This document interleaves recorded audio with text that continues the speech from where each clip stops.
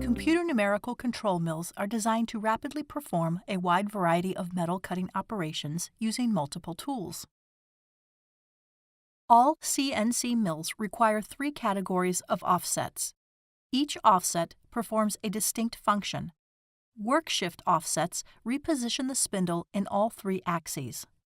Work shift offsets move tools along the X, Y, and Z axes from machine 0, the tool's initial position, to program 0.